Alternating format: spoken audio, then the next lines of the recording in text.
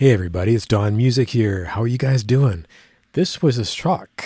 I saw something on Facebook a couple days ago about the warning music being part of the soundtrack to an upcoming or maybe already released movie, or maybe it's a miniseries. I think it's a miniseries about Pablo Escobar.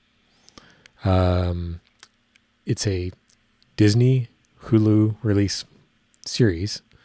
That's pretty huge that they're freaking doing a Disney series. And I presume, looking at this, that it's a Spanish language movie. Apparently I'm an idiot and I don't know how to set microphone levels, so the entire audio of my speech is incredibly distorted, and I apologize. I can't check this easily like I can if I'm doing a traditional recording, and my clip light didn't go off, so technology failed me, but I also failed. Sorry about the distortion. Let's continue. It's called, in English, it's called Dear Killer Nannies, I guess. Interesting choice. I'm going to be curious to find out why that name. And I want to hear the song that the warning's doing. And someone kindly uploaded it. The Warning Army, thank you so much. We're going to check out this song right now. I've heard that this is the same song that they sang in Chile, and I believe Argentina, but definitely in Chile. Which is like a sort of a modern, The Warning-ified punk rock version of a classic 80s Spanish language song that's quite political and stuff like this. And that would actually make a lot of sense that they would do this for the movie, therefore.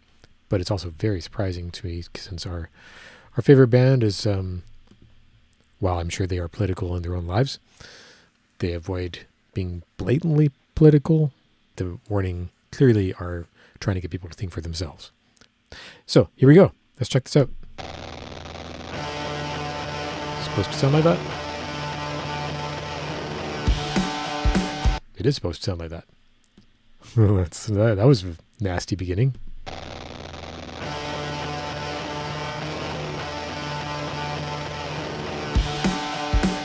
Cool.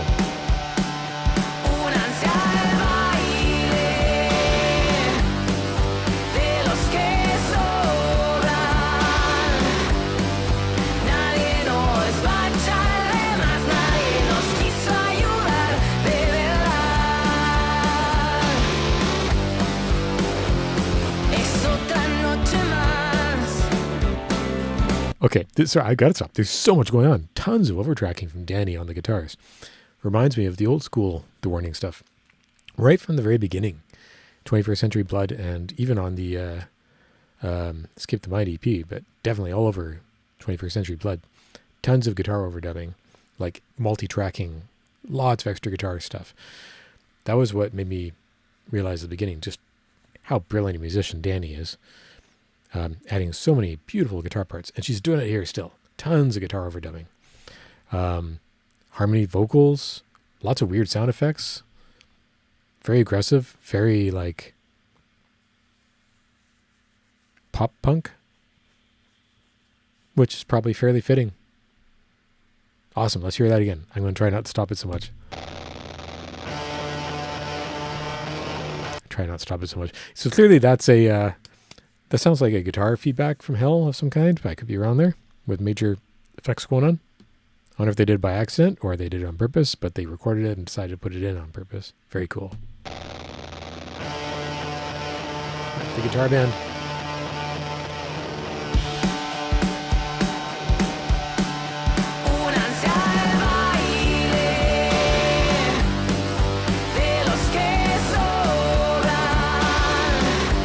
Is that a bass string? It's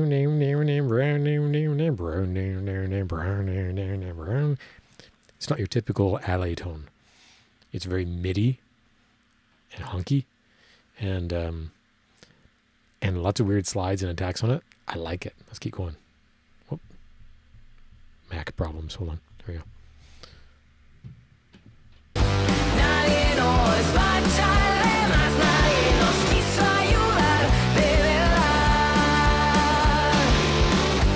Wow, heavy guitar.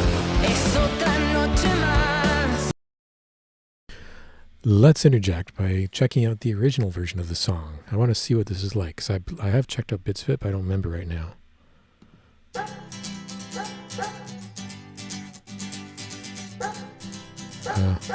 Why is there a dog sample?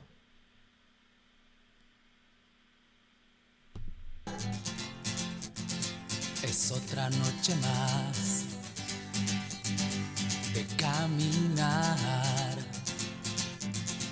Es otro fin de mes sin novedad. I guess this is vaguely like the middle part of the version that The Warning did, with the acoustic guitar strumming and the singing going on. Accordion. Okay, well, ethnically popular, makes sense. Not popular to us, but probably there. Yeah, Julian. It's a good instrument. I think it's a synth of an accordion, though. I could be wrong, but it sounds like a synth recording. A synth accordion.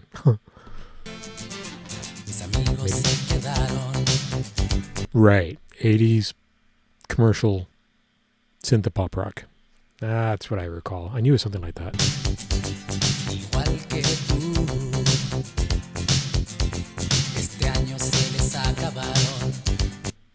Eurythmics, right? Los juegos, los 12 juegos, únanse al baile. Very 80s singing, not so much worrying about tuning, intonation, skill, training, but tons of attitude and certainly a cool voice. Kind of out of tune, so that's not my thing, but yeah, you know, lots of people in the 80s sang like this and made big bucks, so whatever. Cool peppers.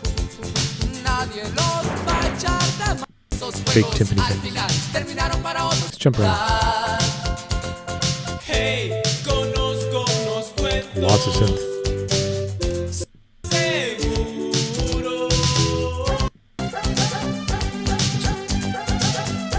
Oh my god. Modulation wheels turn up somewhat on this. Somebody got a DX7, or it might not be actually. It might almost be a almost sounds like an Akai synth from that period, but they're more thicker, more analog sounding. But it doesn't have much low end. It's like they decided not to put in a bass track. It's too bad. Would have been way better with bass. Everything's better with bass.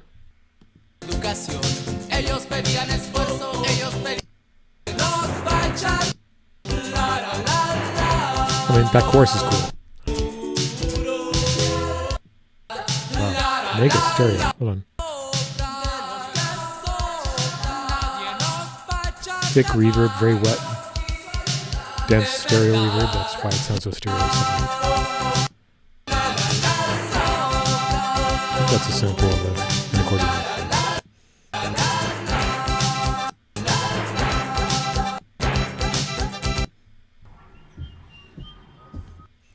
Well, The Warning's version is vastly superior, at least in 2026.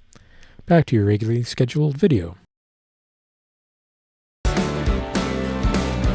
Acoustic. With leads in the background. Lots of guitar tracks going on. Lots of rhythm guitars. Multiples. That's nice. I like the electric better. Nice. Danny and her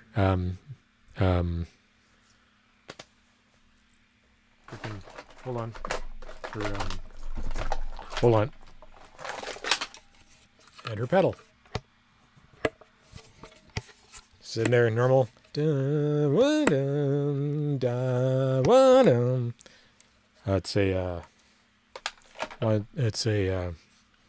a pedal that'll do whatever you control it to set it to do. In this case, it's a pitch shifting whammy pedal.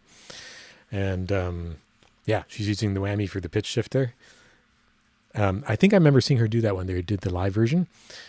She was playing like a single note and then it would go leaping up and I could see her foot going like that. So that's what she's doing here. They did it in the studio version. Very nice.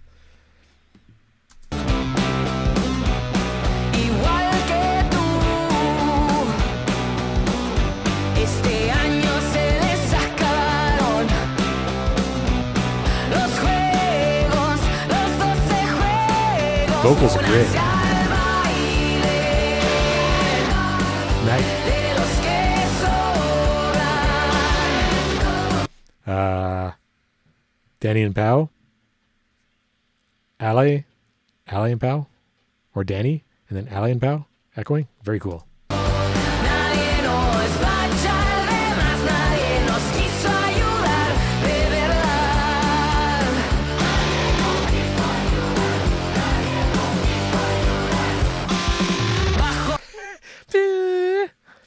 Oh, it's a major second.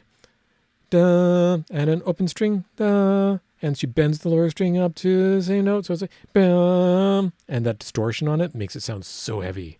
The lead guitar work in this is freaking weird and awesome and very, very 2025, 2026 Danny. Love it. Con los zapatos. You know, it's interesting when I listen to the band now compared to the previous album and the album before that. Danny is the one who's progressively changed her actual playing style. Pao has always been, she's a drummer. She's a great drummer. Always fantastic drummer. Ali's always been playing great. She uses pick more.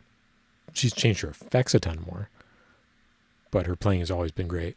Danny's playing has always been great, but it used to be much more old school rock and roll, hard rock style with a lot of interesting right-hand picking stuff. Now she's going into her own complete universe of weirdness and guitar, and I love Danny's stuff these days. Absolutely love it. It's very creative and inventive and out there.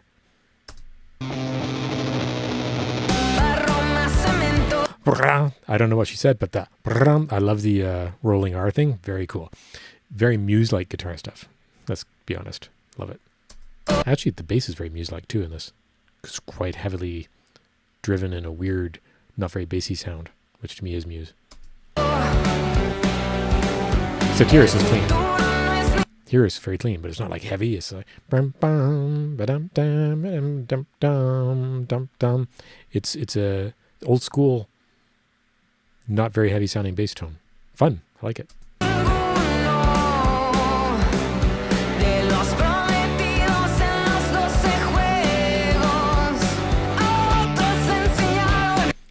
A lot of distortion on the vocal that isn't natural to her voice, though. I really wish they would cut down on that.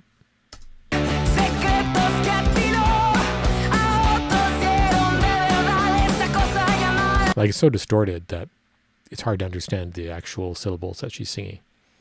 Come on. Come on, producer.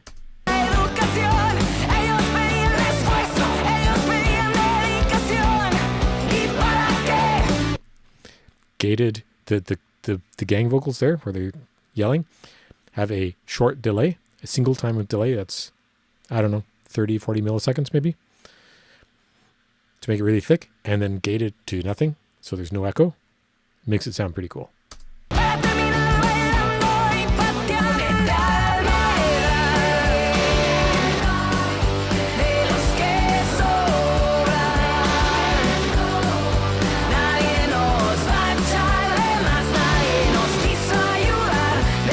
Great to hear them all singing and yelling.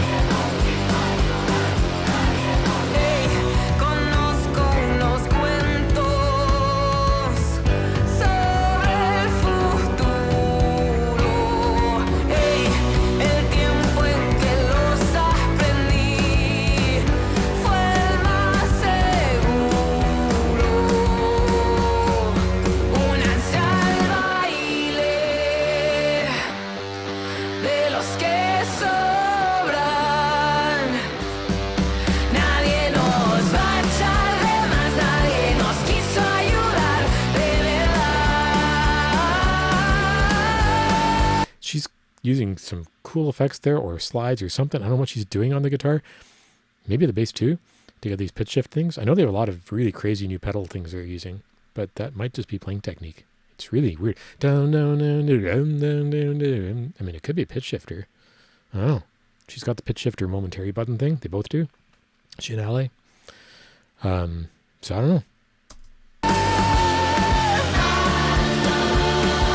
Wow, that's a heavy, slow minor third bend.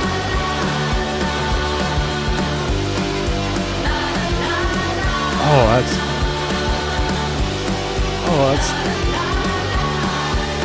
Oh, that's dissonant. Oh, that lead guitar thing.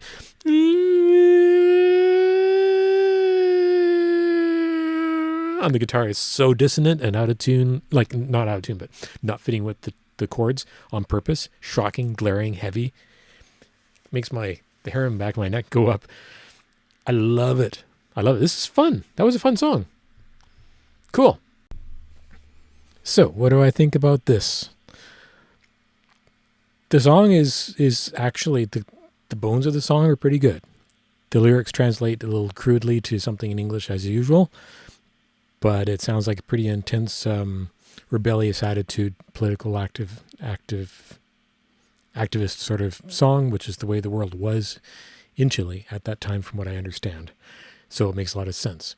It was an intense place, an intense time. I'm really interested in seeing this Dear Killer Nannies series. I hope it's translated well. Pablo Escobar is a fascinating person and a fascinating time in history. Not idolizable, but not someone to idolize, but definitely someone to watch and learn from. The song, as The Warning did it, is way better, at least for 2026, or honestly 2000 and up, than the original version. I really enjoy what they did to it. It's not a particularly complex, memorable song. The chord structure is really bloody simple. Melody's fine, but nothing special.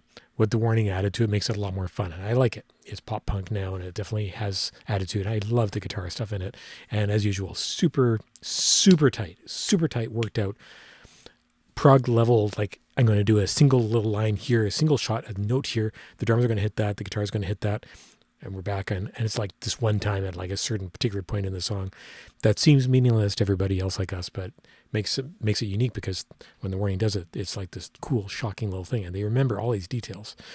That's why they're one of the most well-rehearsed bands out there, and they never do anything just as straightforward as like basic rock and roll with lots of improvising. It's always carefully constructed, worked out, and rehearsed, and performed. I enjoy it. I'm going to be rocking out to this song. It's not my favorite mix in the world. It's quite bass shy, and I don't mean bass guitar necessarily, but the low end of the bass frequencies in the mix are quite shy, which I actually put partly on kick drum. I don't love the mix of the kick drum, the tone of it, but it's also partly just the instrumentation and the way they chose to do the song, which is quite authentic to punk as well. It's actually how punk recordings used to be. They weren't like all heavy. They were pretty mid-forward, thrashy sounding things, right? They weren't hi-fi recordings. This is a hi-fi recording, but it doesn't make you want to like pull out the 15-inch woofers and subs and stuff. It's not going to make any difference in this song. It is fun. I really like it. You can tell that The Warning did not write it, but they certainly have improved it, in my humble opinion. And to the point where I enjoy it. And I think in context it makes a lot of sense. And it's a Spanish language thing, which is cool. It's nothing compared to Kerosene. Oh my gosh. Ritual. Ritual. You think I wouldn't get that. You thought so. Ritual, which I love. And Ego. My favorite breakfast. Ego. Which is, of course, Ego. And I think that is actually a really cool, interesting song. I have yet to do a full analysis of it, but I'm going to do that soon. I just wanted to touch on this, have some fun with you guys. All right? Okay, let's get back to the original video. I think this is really fun. I think it fits the style. I really need to figure out what the words are in this. And translate them to a meaningful translation in English. I've seen them, but I need to see metaphorically how they would translate to English, because often the literal translations aren't as good. I would love to have some sort of appropriate translation to English of some of these Spanish songs. Either way, very, very cool. I'm curious how this is going to work in the movie or the series. Very, very cool. But good for them. They got on a soundtrack, presumably. I mean, they must have gotten this from somewhere, whoever released this, so it must be on a soundtrack. Cool. Awesome. Anyway, that was just a fun little side note. We're just getting so much awesome The Warning music right now. This is really, really cool. I'm having the time of my life. I'm also recording some completely different stuff. Rush got back together with Annika Nilis on drums, and they actually performed live, and they did one of their very first songs ever.